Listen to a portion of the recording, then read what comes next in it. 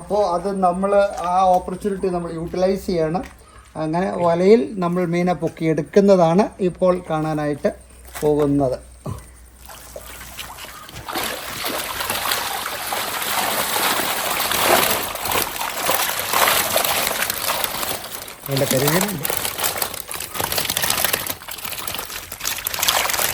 എല്ലാവർക്കും നമസ്കാരം. ഈ പുതുവത്സര ദിനത്തിൽ അതിമനോഹരമായ ഒരു കാഴ്ചയാണ് നിങ്ങളിലേക്ക് എത്തിക്കാൻ പോകുന്നത്. നമ്മുടെ കൂത്താട്ടുകുളത്തുള്ള ഇടയാറുള്ള ഡോക്ടർ ചാക്കോച്ചൻ സാറിൻ്റെ അതിമനോഹരമായ ഫാം ഹൗസിലാണ് നമ്മൾ എത്തി നിൽക്കുന്നത്. ഈ പുതുവത്സര ദിനത്തിൽ നിങ്ങൾക്ക് തരാൻ പറ്റുന്ന ഏറ്റവും മനോഹരമായ ഒരു കാഴ്ചയാണ്. ഇവിടെ പ്രകൃതി സംരക്ഷണത്തിനായിട്ട് വളരെ വലിയ ഒരു ഫാം ഹൗസാണ് ഇവിടെ ചാക്കോച്ചൻ സാറ് സെറ്റ് ചെയ്തിരിക്കുന്നത്. ഇവിടെ പുങ്കന്നൂർ പശുക്കളുടെയും വെച്ചൂർ പശുക്കളുടെയും അതിവിശാലമായ ഒരു ശേഖരം, അതിനോടൊപ്പം തന്നെ മറ്റു അനവധി ഫാം ഹൗസ് കാഴ്ചകളും ഇന്നത്തെ വീഡിയോ കൂടി നിങ്ങൾക്ക് വേണ്ടി പങ്കുവെക്കുന്നുണ്ട്. പുതിയ തലമുറ കണ്ടിരിക്കേണ്ട അതിമനോഹരമായ ഒരു വീഡിയോ ആണിത്. അപ്പോൾ വീഡിയോ സ്കിപ്പ് ചെയ്യാതെ കാണാം. പരമാവധി വീഡിയോ എല്ലാവരിലേക്കും എത്തിക്കുക. നേരെ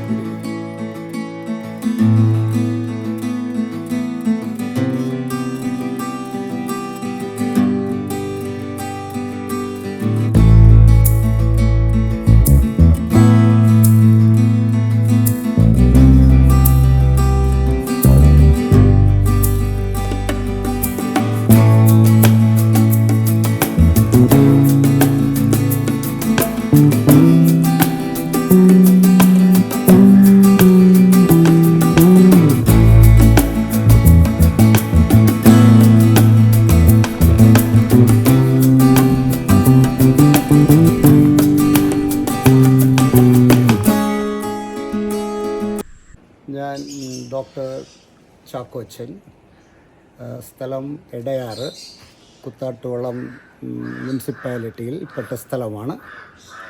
കാർഷികമായ പാരമ്പര്യമുള്ള ഒരു കുടുംബത്തിൽ നിന്ന് ഞാൻ ഡോക്ടറായിട്ട് 50 വർഷക്കാലം സ്വദേശത്തും വിദേശത്തുമായി ജോലി ചെയ്തു. ആ കാലത്ത് റിട്ടയർമെൻറ്റ് ലൈഫ് എങ്ങനെ ആകണം എന്ന ഒരു ചിന്ത മനസ്സിലുണ്ടാകുകയും അതോടൊപ്പം തന്നെ അതിനുവേണ്ടി നിരന്തരമായി അവധിക്കാലങ്ങളിൽ നാട്ടിൽ വരുമ്പോൾ ശ്രമിച്ചു കൊണ്ടിരുന്നു. അങ്ങനെ ഒരു ഫാം ഹൗസ് കൺസെപ്റ്റിലേക്ക് എത്തുകയും അത് രൂപപ്പെടുത്തി എടുക്കുകയും ചെയ്തു. കുടുംബം കാർഷിക കുടുംബമാണെന്ന് സൂചിപ്പിച്ചുവല്ലോ. അപ്പോൾ കാർഷിക കുടുംബത്തിൽ അനിവാര്യമായ ഒരു സംഗതിയാണ് പശുക്കളും കന്നുകാലികളും എല്ലാം. അപ്പോൾ അങ്ങനെ പശുക്കൾ ആദ്യകാലം തൊട്ടേ എൻ്റെ കുടുംബത്തിൽ ഞാൻ കണ്ടിട്ടുണ്ട്. അത് കണ്ടാണ് ഞാൻ വളർന്നത്. അപ്പോൾ പശുക്കൾ എൻ്റെ ഫാം ഹൗസിൽ ഒരു പ്രത്യേക പരിഗണന ഞാൻ കൊടുത്തു. അതായിരുന്നു എൻ്റെ ആദ്യത്തെ ചിന്താഗതി. അങ്ങനെ ആദ്യം ഞാൻ ഒരു വെച്ചൂർ പശുവിനെ സ്വന്തമാക്കി. പിന്നീട് അതിൻ്റെ കുഞ്ഞുങ്ങളുണ്ടായി. പിന്നെ പൊങ്ങന്നൂർ പശു വന്നു. പിന്നെ പെരിയാറുവാലി, ചെറുവള്ളി, കങ്കയം, അങ്ങനെ വിവിധ ഇനത്തിൽപ്പെട്ട ഇൻഡിജീനസ് പശുക്കളെ വളർത്തി. ഇപ്പോൾ അതിൻ്റെ കുഞ്ഞുങ്ങളൊക്കെ ആയിട്ട് ഏകദേശം ഒരു 20 പശുക്കൾ എൻ്റെ ക്യാമ്പസിലുണ്ട്. സ്വാതന്ത്ര്യമാണ് എല്ലാവർക്കും ഇഷ്ടം. അത് ഞാൻ പ്രത്യേകമായ പരിഗണന അവർക്ക് കൊടുത്ത് അവർക്ക് ഇൻഡിപെൻഡൻ്റായിട്ട് ഓരോരുത്തർക്കും താമസിക്കാനുള്ളതായ കമ്പാർട്ട്മെൻറ്റ്സും അതിൻ്റെ കുഞ്ഞുങ്ങൾ അതിനോടൊപ്പം നിൽക്കണമെന്നുള്ളതായ ഒരു കൺസെപ്റ്റും രൂപപ്പെടുത്തി. അത് കൂടാതെ തന്നെ അവരെ അഴിച്ചുവിടുകയും അവർക്ക് നടക്കാനും ഓടാനും ഒക്കെ ആയിട്ട് അനവധി ഒരു 2 ഏക്കർ സ്ഥലം അവർക്ക് അതിനു വേണ്ടി തന്നെ മാറ്റിവെച്ചു. ഇതാണ് ഞാൻ വളർത്തുന്ന കുഞ്ഞു പശുക്കൾ. ഇത് ഇൻഡിജിനസ് ബ്രീഡാണ്. ഇതിൽ കാസർഗോഡ് കുള്ളനുണ്ട്, പിന്നെ കങ്കയം പശുവുണ്ട്, പിന്നെ പൊങ്ങന്നൂർ പശുവുണ്ട്, പിന്നെ ചെറുവള്ളി, കൂടാതെ പെരിയാറുവാലി മുതൽ ഉള്ള പശുക്കളും അതിൻ്റെ പശുക്കുട്ടികളുമാണ്. ഇതാണ് ഒത്തിരി സ്നേഹമുള്ളൊരു പശുവാണിത്. എപ്പോൾ വന്നാൽ അടുത്ത് വന്ന് നിൽക്കും. അതിന് സ്വതന്ത്രം നടക്കുന്നതാണ് ഇഷ്ടം. ഒരു വെച്ചൂരാണ്, ഒറിജിനൽ വെച്ചൂർ പശുവാണ്. ഇത് കൃഷ്ണപ്പശുവാണ്. കൃഷ്ണപ്പശുവാണ്. അതിൻ്റെ കൊമ്പ് തന്നെ വളരെ എല്ലാം നല്ല ഇണക്കമല്ലേ സാറേ? എല്ലാം നല്ല ഇണക്കമല്ലേ? പ്രത്യേകതയാണ്. എല്ലാ പശുക്കളും വളരെ ഇണക്കമുള്ള പശുക്കളാണ്. അതാണ് ഗിർ പശു. ഗിർ അതിവിടെ ഉണ്ടായൊരു കുഞ്ഞാണത്. ഇത് എൻ്റെ അടുത്ത വെച്ചൂരാണിത്. വെച്ചൂർ പശു. അതെ. കുമ്പന്നൂരും ഒക്കെ ഉണ്ടല്ലേ? കുഞ്ഞു കുമ്പങ്ങന്നൂർ പശുക്കൾ. ഇതാണ് പൊങ്ങന്നൂര്. ഇതാണ് പൊങ്ങന്നൂർ. ഓക്കെ. പിന്നെ എല്ലാം കുഞ്ഞുങ്ങളാണ്.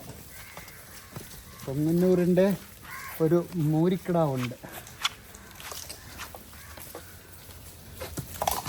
ഇത് പെരിയാർ വാലിയുടെ പശുക്കുട്ടിയാണ്. വളരെ കൗതുകമുള്ളൊരു, കാണാൻ വളരെ ഭംഗിയുള്ളൊരു പശുവാണത്. എൻ്റെ പശു നോക്കുന്ന വ്യക്തി രാവിലെ 5 മണിക്ക് വരും. അവൻ പശുക്കളെല്ലാം കുളിപ്പിച്ച് പാലൊക്കെ അതിന് കറന്നെടുത്തതിന് ശേഷം ഈ പശുക്കളെ ഒരു 7:30-8 മണിയാകുമ്പോൾ തുറന്നു വിടും. അവർ സ്വതന്ത്രമായിട്ട് 2 ഏക്കർ സ്ഥലത്ത് ഓടി നടക്കും. അവർ ഒരറ്റത്തുനിന്ന് അങ്ങേയറ്റം വരെ ഓടി. അപ്പം നമുക്ക് മനസ്സിലാകുന്ന ഒരു കാര്യം, പശുക്കൾക്ക് വളരെ ആവശ്യമായ ഒരു സംഗതിയാണ് ഓട്ടം. അവർക്ക് ഇത്ര കിലോമീറ്റർ അവർ നടക്കണം എന്ന് തന്നെ പറയുന്ന ആളുകളുണ്ട്. 5 കിലോമീറ്റർ മിനിമം അവർ നടന്നിരിക്കണം അവരുടെ ആരോഗ്യത്തിന് വേണ്ടിയിട്ട്. പിന്നെ അവർക്ക് പുല്ല് ചുറ്റുപാടും ഉള്ള സ്ഥലത്ത് സ്പ്രിങ്ക്ലർ വെച്ച് കൊടുത്തിട്ടുണ്ട്. അതിൽക്കൂടെ പുല്ലിന് നല്ല വെള്ളം കിട്ടും, പുല്ല് വളരും. അത് 2 സെക്ഷനായിട്ടാണ്. ഒരു സെക്ഷനിൽ 10 ദിവസം ഇട്ട് കഴിഞ്ഞാൽ അടുത്ത സെക്ഷനിൽ പുല്ല് വളരും. അപ്പോൾ അങ്ങോട്ട് ഇറക്കി വിടും. പിന്നെ അവിടെ 10 ദിവസം നിന്ന് കഴിഞ്ഞാൽ ഇങ്ങേ സെക്ഷനിലേക്ക് കയറ്റും. അങ്ങനെ മാറി മാറി പുല്ല് അവർക്ക് ആവശ്യത്തിന് കിട്ടും. പിന്നെ അഡീഷണലായിട്ട് പോതപ്പുല്ല്, സൂപ്പർ നെപ്പിയർ പുല്ലാണ്, അത് വെട്ടി അവന് കൊടുക്കും. ഇങ്ങനെ വൈകിട്ട് ഒരു 5-5:30 വരെ അവരിങ്ങനെ സ്വൈര്യമായിട്ട് നടന്ന് ഇഷ്ടംപോലെ വെള്ളമൊക്കെ കുടിച്ച് 5 മണിയാകുമ്പോൾ അവർ വാതിക്കൽ വന്ന് നിൽക്കും. വാതിൽ തുറന്നു കഴിയുമ്പോൾ അവർ യഥാസ്ഥാനത്ത് കയറി നിൽക്കും. അവിടെ എൻ്റെ പശു നോക്കുന്ന ആളതിനെ ഉടക്കി ഇട്ടിട്ട് അവനങ്ങ് അതാണ്. പിന്നെ നിറച്ച് പുല്ലിട്ട് കൊടുക്കും. രാത്രി ഒരു പുല്ലൊക്കെ കഴിക്കും. പിന്നെ ഭക്ഷണം കൊടുക്കുന്നത് രാവിലെയാണ്. അതിന് ഒരു മിശ്രിതമുണ്ട്. അത് പ്രധാനമായിട്ടും കൊടുക്കുന്നത് ചോളപ്പൊടി, ഗോതമ്പ് തവിട്. അത് നിർമ്മരയുടെ ഗോതമ്പ് തവിടാണ് ഞങ്ങൾ പ്രിഫർ ചെയ്യുന്നത്. അതിൻ്റെ ക്വാളിറ്റിയിൽ എന്തോ മെച്ചം ഉണ്ട് എന്ന് തോന്നിയിട്ടുണ്ട് പല സമയത്തും. പിന്നെ പരുത്തി പിണ്ണാക്ക് കൊടുക്കും. പിന്നെ ഒരു മിനറൽ മിക്സർ, മൾട്ടിവൈറ്റമിൻ മിനറൽസും, ഇത് 3 കൂടെ മിക്സ് ചെയ്തിട്ട് രാവിലെ അവർക്ക് കൊടുക്കും. ഇതാണ് അവരുടെ ഒരു ദിവസം ഉള്ളതായ കാര്യങ്ങൾ ചെയ്യേണ്ടത്.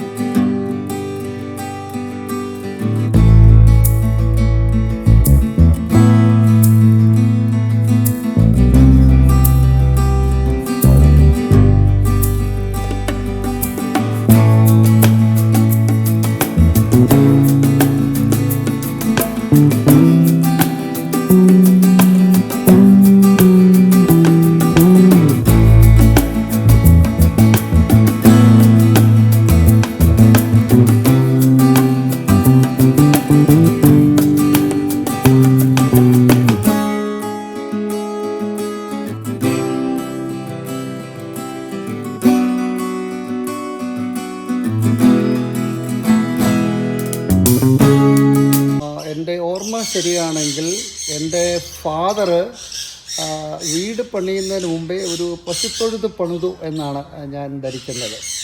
ഫാദർ പറയുന്ന ഒരു ഓർമ്മയുണ്ട്, പശുക്കൾ വീട്ടിലേക്ക് ഫേസ് ചെയ്ത് നിൽക്കണം.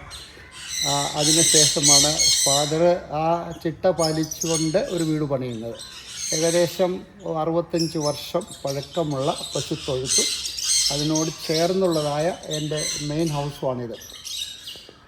അതോടൊപ്പം തന്നെ പിന്നീട് അതിനോടനുബന്ധമായിട്ട് ഞാൻ പണിതത് ഒരു വലിയ പ്രാവും കൂടാണ്.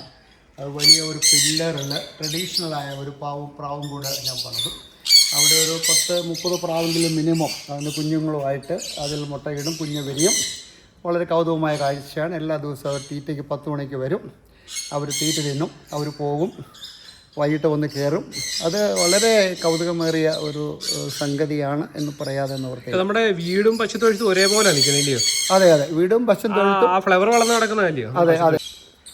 പിന്നീട് പണിതാണ് ഒരു പക്ഷികൾക്കുള്ളതായൊരു വീട്. അത് ആ കാണുന്ന വീടാണ് പക്ഷികൾക്കുള്ള വീട്. തന്നെ മുയലിന് വേണ്ടിയിട്ട് ഒരു വീടും പണിതു. ഇത് പക്ഷികൾക്ക് വേണ്ടി പണിത ഒരു വീടാണല്ലേ? അതെ അതെ, ഇത് പക്ഷികൾക്ക് വേണ്ടി പണിത വീടാണ്. ഇതും ട്രഡീഷണൽ ലുക്കിൽ തന്നെ പണിഞ്ഞേക്കുന്നത്. ഇത് എല്ലാം ട്രഡീഷണൽ, എല്ലാ ഹട്ടുകളും ഇവിടെ ചുറ്റുപാട് കാണുന്ന കൊച്ചു കൊച്ചു വീടുകളെല്ലാം ട്രഡീഷണൽ വേയിലാണ് പണിതിരിക്കുന്നത്. അത് മറ്റ് ക്ഷുദ്രജന്തുക്കളുടെ ഉപദ്രവം ഉണ്ടായിരിക്കാനായിട്ട് കംപ്ലീറ്റ്ലി സീൽഡായിട്ടാണ് പണിതിരിക്കുന്നത്. അതുകൊണ്ട് പാമ്പ് അങ്ങനെയുള്ള സംഗതികളൊന്നും എൻ്റെ പക്ഷികളെ ഉപദ്രവിക്കത്തില്ല. അവർ വളരെ സേഫാണ്. അതെല്ലാം അവർക്ക് പറന്ന് കിടക്കാനുള്ള സൗകര്യങ്ങളുണ്ട്.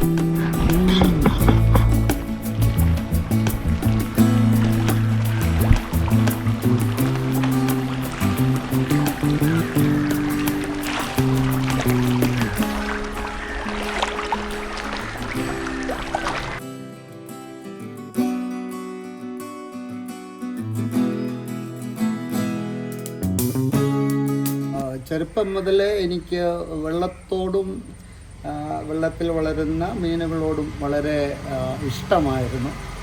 അങ്ങനെ ഒരു മീൻകുളം ഉണ്ടാക്കണമെന്ന് ആഗ്രഹിച്ചു. അത് സഫലമായി. ഉദ്ദേശം 15 സെൻറ്റ് സ്ഥലത്തിൽ ഒരു മീൻകുളം 3 ലെവലായിട്ടാണ് അത് കെട്ടിയിരിക്കുന്നത്. ഏറ്റവും ഡീപ്പ്, പിന്നെ കുറച്ച് ഷാലോ, പിന്നെ കുറച്ചും കൂടെ ഷാലോ. അപ്പം 3 ലെവലിൽ 3 തരത്തിലുള്ള മീനുകളെ വളർത്താൻ നമുക്ക് സാധിക്കും. എല്ലാ മീനും ഒരേ ലെവലല്ല കിടക്കുന്നത്. അപ്പോൾ വിവിധ ഇനം മീനുകളെ വളർത്തണമെന്നുള്ള ആഗ്രഹത്തിലാണ് അങ്ങനെ ചെയ്ത്. ഇപ്പോൾ ഈ കുളത്തിൽ ജയൻറ്റ് ഗൗറ ആണ് കൂടുതലായിട്ടുള്ളത്. അത് റെഡ് കളറിലുള്ളതും പിന്നെ നോർമൽ റെഡ് കളറിലുള്ളതും പിന്നെ ആഷ് കളറിലും ബ്ലാക്ക് കളറിലുള്ള ജയൻറ്റ് ഗൗറ ഉണ്ട്. പിന്നെ മറ്റ് കരിമീനുണ്ട് ഇതിനകത്ത്. പിന്നെ വറ്റ ഇനത്തിൽപ്പെട്ട മീനുകളുണ്ട്. പിന്നെ തിലോപ്പിയയും കുറച്ച് കാണും. ഇവർ എല്ലാവരും വെജിറ്റേറിയൻ ഫുഡാണ് കഴിക്കുന്നത്. ചേമ്പല, കപ്പളത്തിൻ്റെ ഇല കൊടുക്കും. പിന്നെ കൊടുക്കുന്നത് നമുക്ക് കൊമേഴ്ഷ്യലായിട്ട് വാങ്ങാൻ കിട്ടുന്ന പെല്ലറ്റ്സ്. അത് ഞാൻ കൊടുക്കുന്ന സൈസ് 3 പെല്ലറ്റ്സാണ്. അത് പ്രോട്ടീൻ റിച്ച് പെല്ലറ്റ്സ് അവൈലബിൾ ആണ്. അതെല്ലാ ദിവസവും കൊടുക്കും. അപ്പോൾ നമുക്ക് നല്ല മീൻ കഴിക്കണമെന്ന് തോന്നിയാൽ ഈ കുളത്തിൽ വരിക. അവിടേക്ക് ഒരു വല അവിടെ പ്രൊവൈഡ് ചെയ്തിട്ടുണ്ട് മീൻ കിടക്കാനായിട്ട്. അപ്പോൾ അത് നമ്മൾ ആ ഓപ്പർച്യൂണിറ്റി നമ്മൾ യൂട്ടിലൈസ് ചെയ്യണം. അങ്ങനെ വലയിൽ നമ്മൾ മീനെ പൊക്കിയെടുക്കുന്നതാണ് ഇപ്പോൾ കാണാനായിട്ട് പോകുന്നത്.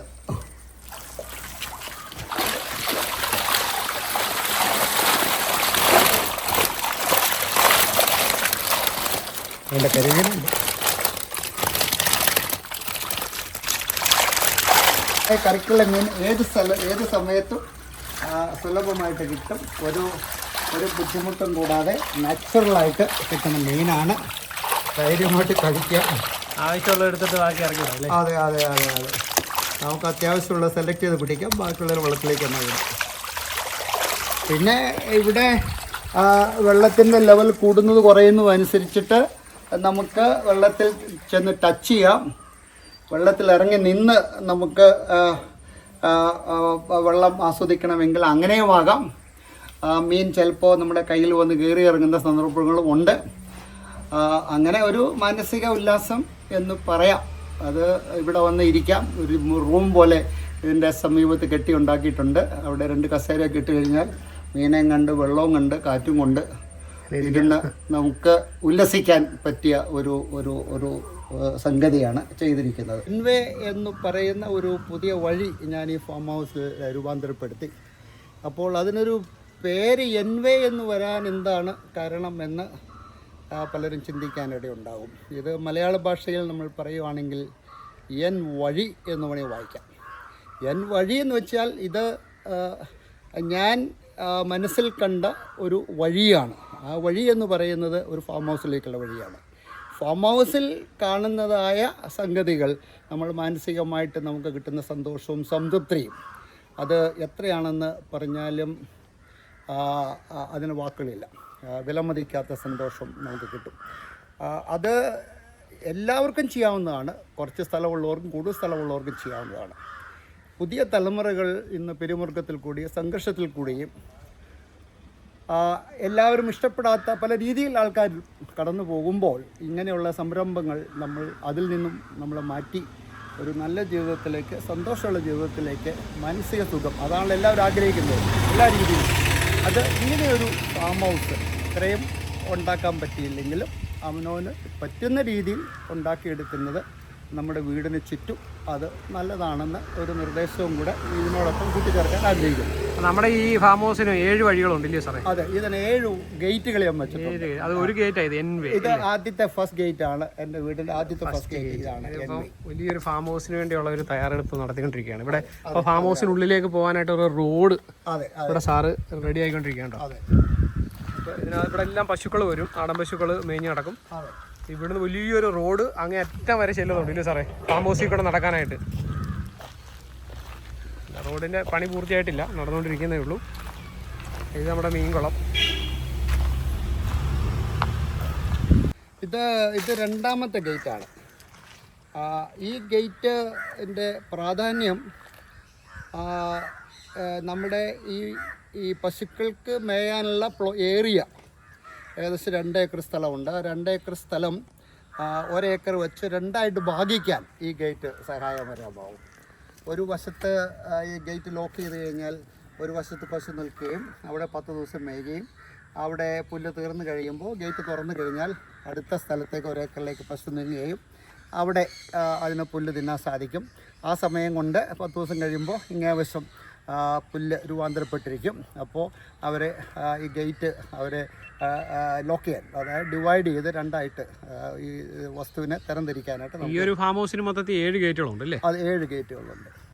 ഗ്രീൻ ഹാവൻ എന്ന പേരിൽ അടുത്ത കാലത്ത് ഒരു കോക്കനട്ട് ഫാം ഡെവലപ്പ് ചെയ്തു. ഗ്രീൻ ഹാവൻ എന്ന് പേരിടാൻ ഉള്ള പ്രധാന കാരണം അവിടെ ഒരു 50,000 സ്ക്വയർ ഫീറ്റ് ഏരിയ ഞാൻ ഗ്രാസ് പിടിപ്പിച്ചിട്ടുണ്ട്. അതുകൊണ്ടാണ് അത് 50,000 സ്ക്വയർ ഫീറ്റ് എന്ന് പറയുമ്പോൾ ഗ്രീൻ കാണാൻ ഭയങ്കര മനോഹരമായിരിക്കും. പിന്നെ ഹാവൻ എന്ന് പറയുമ്പോൾ എൻ്റെ ഫാം ഹൗസിൽ ഉള്ള സകല ജീവജാലങ്ങളെയും സൂചിപ്പിക്കുന്ന ഒരു കാര്യമാണ്.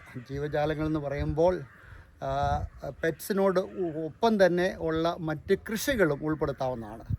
തെങ്ങ്, പാഡി ഫീൽഡ്, മറ്റ് ഫ്രൂട്ട് ട്രീസ് എല്ലാം. അതുകൊണ്ടാണ് ഗ്രീൻ ഹാവൻ ഇതെല്ലാം ഉൾപ്പെടുത്തി ഒരു പേര് അതിന് ചെയ്തത്. ഇത് എൻ്റെ ഗേറ്റ് 4ാമത്തെ എന്ന് നമുക്ക് പറയാം. അത് ഗ്രീൻ ഹാവന് വേണ്ടി പ്രത്യേകമായിട്ട് ബിൽറ്റ് ചെയ്താണ്. അതൊരു സെപ്പറേറ്റ് കോക്കനട്ട് ഫാം ആയിട്ട് നിലകൊള്ളുന്നു. 6ാമത്തെ ഗേറ്റാണ്. അപ്പോൾ നമ്മുടെ ഫാം ഹൗസിൻ്റെ ഒരു എക്സിറ്റ് എന്ന് വേണമെങ്കിൽ പറയാം. ഇവിടുന്ന് മെയിൻ റോഡിലോട്ട് പോകാം. ഇതിൽ നിന്ന് നമുക്ക് മെയിൻ റോഡിലേക്ക് പോകാം. ഓക്കെ, ഫാം ഹൗസിന് ചുറ്റും ഒരു വഴി എന്നുള്ള ചിന്തയിലാണ് ഇപ്പോൾ ഈ കാണുന്ന 6ാമത്തെ ഗേറ്റ് വന്നിരിക്കുന്നത്. ഇത് ഒരുപാട് പഴക്കമുള്ള ഗേറ്റ്. ഇത് 60 വർഷം പഴക്കമുള്ള ഗേറ്റാണ്. എൻ്റെ ഫാദർ നിർമ്മിച്ച ഒരു ഗേറ്റാണ്. അതിൻ്റെ രൂപത്തിലും ഭാവത്തിലും അതിൻ്റെ മെറ്റീരിയലിലും വളരെ വ്യത്യാസമുണ്ട്. ഇന്ന് കിട്ടുന്ന മെറ്റീരിയൽ അന്ന് കിട്ടിയിരുന്നത്. അതുകൊണ്ട് അതിനൊരു മാറ്റവും കൂടാതെ 60 വർഷം കഴിഞ്ഞും ആ ഒരു തനിമയോടുകൂടി ഇന്ന് നിലനിൽക്കുന്നു.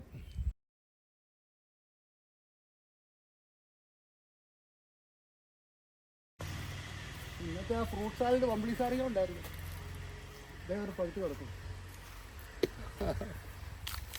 ഏറ്റവും കൗതുകകരമായ ഒരു കാഴ്ച. ഇഷ്ടം പോലെ പിടിച്ചിട്ടുണ്ട് സാറേ. ഇഷ്ടം പോലെ എപ്പോഴും ഉണ്ട് ഇത്. എല്ലാ സീസണിലും ഉണ്ട് ഇത്. ഞാനിത് എപ്പോഴും കാണുന്നുണ്ട് ഇവിടെ. കംപ്ലീസ് നാരങ്ങ. ആ ഫ്രൂട്ട്സ് എത്ര വെറൈറ്റി ഇവിടെ നട്ടിട്ടുണ്ട്? ഇവിടെ ഒരു 25 ഫ്രൂട്ട്സ് ഉണ്ട്. അപ്പോൾ എല്ലാ സീസണിലും നമുക്ക് കിട്ടും അത്. എൻ്റെ ചെറുപ്പകാലത്ത് എൻ്റെ ഫാദർ എന്നോട് പറഞ്ഞുകൊണ്ടിരുന്നത്, നീ കൃഷിയിൽ മാത്രം ശ്രദ്ധിച്ചാൽ മതി, പഠിക്കണം, ഒരു ഡിഗ്രിയൊക്കെ എടുത്തു എന്നാണ്. അപ്പോൾ കൃഷിയിലാണ് എൻ്റെ ഫാദർ താല്പര്യം പ്രകടിപ്പിച്ചിരുന്നത്. ഞാനത് കണ്ടു വളർന്ന ഒരാളാണ്. അന്ന് കൃഷി മതിയായിരുന്നു ജീവിക്കാൻ. നമുക്ക് നല്ലപോലെ പണം സാമ്പത്തികമായിട്ട് വളരെ മെച്ചമായിരുന്നു. കാലങ്ങൾ കഴിഞ്ഞതോടുകൂടി അത് അത്ര മെച്ചപ്പെട്ടതല്ല എന്നൊരു തോന്നൽ ഉണ്ടാകാതിരുന്നില്ല. അപ്പോൾ പഠിക്കണമെന്ന് തോന്നി.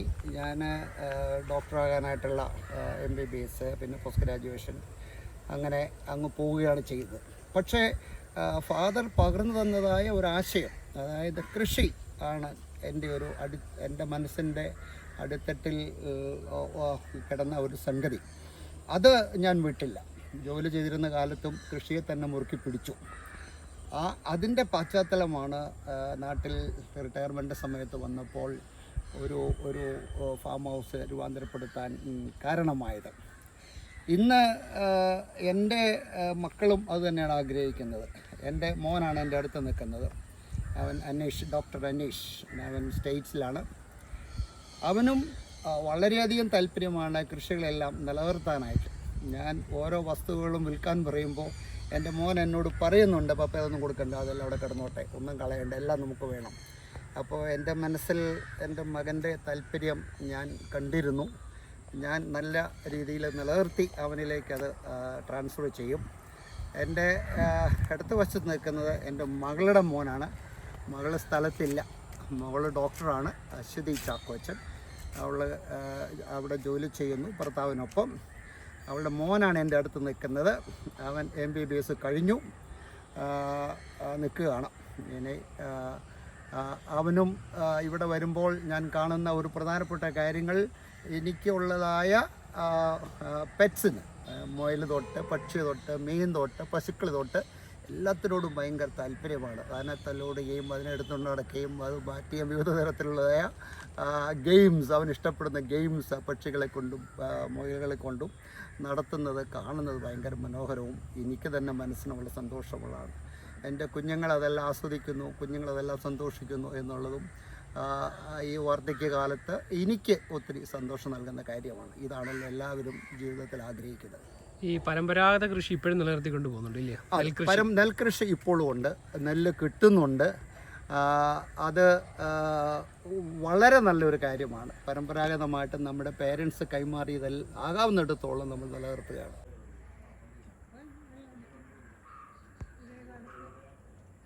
പ്രധാന വീടിൻ്റെ ഷോളിൽ കാണുന്ന ചക്രം, അത് അവിടെ എങ്ങനെ എത്തി എന്നൊരു ചോദ്യമുണ്ട്.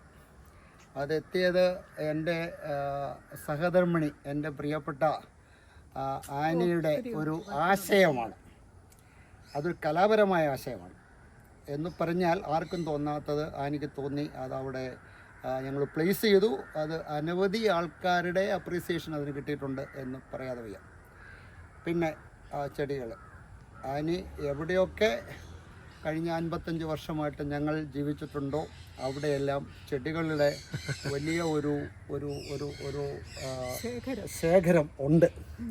അത് വിവിധയിനം ചെടികൾ, എന്ത് കമ്പ് കുത്തിയാലും അത് കിളുത്തിരിക്കും. ആ ചെടി എവിടെ വരണം, എങ്ങനെ വരണം, ഏത് രീതിയിൽ വരണം എന്ന് ആനി തീരുമാനിക്കും. അത് അപ്രകാരം തന്നെ വളരുന്നത് കാണാൻ വളരെ കൗതുകമാണ്. ഈ മനോഹരമായ കാഴ്ച വീടിൻ്റെ മുൻവശത്ത് രൂപപ്പെടുത്തിയിരിക്കുന്നത് എൻ്റെ ഭാര്യയാണ്. ഞാൻ അതിൽ വളരെയധികം സന്തോഷിക്കുകയും വളരെയധികം എനിക്ക് പറയാൻ വാക്കുകളില്ല. അത് ഒരു പ്രൈസ്ലെസ് കാഴ്ചയാണെന്ന് മാത്രമേ ഞാൻ പറയുന്നുള്ളൂ. പിന്നെ ഇവിടെയുള്ള ഒരു മുൻവശത്ത് കാണുന്ന ആ റോഡിൻ്റെ തുടക്കം ആനയാണ് പറഞ്ഞത്. ആ റോഡിൻ്റെ ഗേറ്റ് ഇന്നടുത്ത് വേണമെന്ന് പറഞ്ഞതും ഒരു വാക്ക് കൂട്ടിച്ചേർത്തതും ഞാൻ പ്രത്യേകം ഓർക്കുകയാണ്. അത് പറയാൻ നിവൃത്തിയില്ല. മറ്റാരുടെയും ആശ്രയം കൂടാതെ നമ്മുടെ ഫാം ഹൗസിൽ നമുക്ക് ചുറ്റി സഞ്ചരിക്കുന്ന നമ്മുടേതായ ഒരു വീട് വേണം. അതാണ് അതിൻ്റെ തുടക്കത്തിൻ്റെ കാരണം. അത് ആനയുടെ നിർദ്ദേശമായിരുന്നു. എൻ്റെ കൊച്ചുമോളാണ് ആന. അവൾ എൻജിനീയറിങ് സ്റ്റുഡൻ്റാണ്, മദ്രാസിൽ പഠിക്കുന്നു. എൻ്റെ മോൻ ഇവിടെ ഉണ്ട്, പക്ഷേ എൻ്റെ മോള് ഇവിടെ ഇല്ല, അവൾ വിദേശത്താണ്. അപ്പോൾ അവളിവിടെ ഉണ്ടായിരുന്നു എങ്കിൽ ഞാൻ ആഗ്രഹിച്ചു. അത് അവളെ അറിയിച്ചപ്പോൾ അവൾ പറഞ്ഞു എൻ്റെ മക്കളെ ഞാനങ്ങ് വിട്ടേക്കാമെന്ന്. അങ്ങനെ ഹാനായി ഇവിടെ എത്തി. ഞാൻ വളരെ സന്തോഷവാനാണ്. എൻ്റെ കൊച്ചുമക്കൾ എൻ്റെ കൂടെ ഉള്ളത്. എൻ്റെ മകൾ എൻ്റെ കൂടെ ഇല്ലെങ്കിലും അവൾ ഡോക്ടറാണ്. ഇവർക്കെല്ലാം ഈ കൃഷിയോടൊക്കെ താല്പര്യമില്ലേ സാർ? എൻ്റെ കുഞ്ഞുങ്ങൾക്കെല്ലാം ഞങ്ങളുടെ ഈ കൃഷിയും ചുറ്റുപാടുകളും അവൾ വളരെയധികം അംഗീകരിക്കുകയും അപ്രീഷിയേറ്റ് ചെയ്യും. അതോടൊപ്പം തന്നെ അവരിതിൽ വരുന്ന അവധിക്കെല്ലാം വരുമ്പോൾ, പ്രത്യേകിച്ച് ആന എൻ്റെ കൂടെ ആയിരുന്നു 2-3 വർഷക്കാലം, അവൾ എൻ്റെ എല്ലാ പ്രവർത്തനങ്ങളും കാണുകയും അതിനോട് ചേരുകയും അത് സന്തോഷിക്കുകയും ചെയ്യുന്നത് കാണുമ്പോൾ എനിക്കും സന്തോഷമാണ്. കൂടെ എൻ്റെ മെയിൻ വീട് പണിയുന്നതിനോടൊപ്പം തന്നെ പണി തീർത്ത ഒരു തൊഴുത്താണിത് പശുക്കൾക്ക് വേണ്ടിയിട്ട്. ആദ്യമേ ഒരു 4 പശുക്കളാണ് പ്ലാൻ ചെയ്തത്. അങ്ങനെ അതിനൊരു കൂടുണ്ടാക്കി. പിന്നീട് ഞാൻ ഫാം ഹൗസ് ഇതിനോടനുബന്ധിച്ച് വേറെ കുറേ പശുക്കൾക്കും കൂടി കൂട് അതിനോട് കൂട്ടിച്ചേർത്തു. അങ്ങനെ ഇപ്പോൾ ഏകദേശം ഒരു 20 പശുക്കൾ ഉണ്ട് ഇവിടെ, വിവിധ ഇനത്തിൽപ്പെട്ടത്. അവരെല്ലാം മേച്ചിൽ കഴിഞ്ഞ് വന്ന് തന്നെ കയറിക്കൊള്ളിച്ചു സാർ? അവർ മേച്ചിൽ കഴിഞ്ഞ് വന്നു കഴിഞ്ഞാൽ അവരവരുടെ സ്ഥലത്ത് കയറി വെക്കും. കയറി നിന്ന് കഴിഞ്ഞാൽ അവരെ ഒന്ന് ഉടക്കിയിട്ടാൽ മതി. അവർ വളരെ ചിട്ടയോടെ അവർ പശു നോക്കുന്ന ആളുമായിട്ട് എനിക്കും ഇവരിപ്പോൾ തന്നെ കയറി വന്ന് നിൽക്കുകയല്ലേ? അതെ അതെ അതെ അതെ. കയറി കഴിയുമ്പോൾ ചെറുതായിട്ടൊന്ന് കയറിൽ ഉടക്കി വെക്കില്ലേ? അതെ അതെ അതെ അതെ, അതാണ് ആവശ്യം. പശുക്കളുടെ പ്രധാന മേച്ചിൽപ്പുറം ഇതാണ്. അതിന് ഒരു കാരണം, അവർക്ക് ഇഷ്ടപ്പെട്ട തണലുകൾ ഇവിടെയുണ്ട്. 2 പ്ലാവുണ്ട്, പിന്നെ 80 വർഷം പഴക്കമുള്ള 2 ജാതിയുണ്ട്. അപ്പോൾ അവരുടെ കൂടിനോട് ചേർന്നാണ് ഈ 2 ജാതി നിൽക്കുന്നത്. അതുകൊണ്ട് അവരതിൻ്റെ അടിയിൽ ഷെൽട്ടർ, തണലും മഴ വരുമ്പോഴും ഒക്കെ അതിൻ്റെ അടിയിൽ കയറി നിൽക്കുന്നത് കാണാം. അവരുടെ കൂടും അതിൻ്റെ സമീപത്ത് തന്നെയാണ്. അതായിരിക്കണം ഇത് താഴം തുറന്നു കൊടുത്താലും അവർ ഇതിനോട് കൂടുതൽ ആകർഷിക്കാനുള്ള ഒരു പ്രധാന കാരണം. ഈ ഫാം ഹൗസ് പൂർണ്ണമായിട്ടും രൂപാന്തരപ്പെടുമ്പോഴത്തേക്ക് എനിക്ക് തോന്നുന്നു ഈ ഫ്ലോട്ട് മുഴുവൻ പശുക്കൾ കാണും ആകാൻ സാധ്യതയുണ്ട്. അതിൻ്റെ കുഞ്ഞുങ്ങളുണ്ടാകുന്നു, വളരുന്നു, നല്ല വെറൈറ്റി അന്വേഷിക്കുന്നു. കിട്ടിക്കഴിഞ്ഞാൽ എടുക്കും. റെയറായിട്ട് കിട്ടാവുന്ന ഇൻഡിജീനിയസ് ബ്രീഡിനെ എവിടെ കിട്ടിയാലും കൊണ്ടുവരും. ഇവിടെ നമ്മുടെ ഫ്രൂട്ട്സിൻ്റെ സെൻറ്റർ കേട്ടോ. ഇവിടെയും ഫ്രൂട്ട്സ് പ്ലാന്റുകളായിരുന്നു സാറേ? ഈ ഏരിയ ഫുള്ള്. ഫ്രൂട്ട്സിൻ്റെ ഇവിടെ ഒരു റോഡ് സംവിധാനമൊക്കെ റെഡിയായി വരുന്നതേ ഉള്ളൂ അല്ലേ? റോഡ് സംവിധാനമൊക്കെ റെഡിയായി. ഇതെല്ലാം ഫാമിലാണ് ചെന്ന് നിൽക്കുന്നത് അല്ലേ? അതെ അതെ. എല്ലാ റോഡുകളും വീടിൻ്റെ മുറ്റത്ത് സമാപിക്കും. അതെ അതെ, വീടിൻ്റെ മുറ്റത്ത് സമാപിക്കും.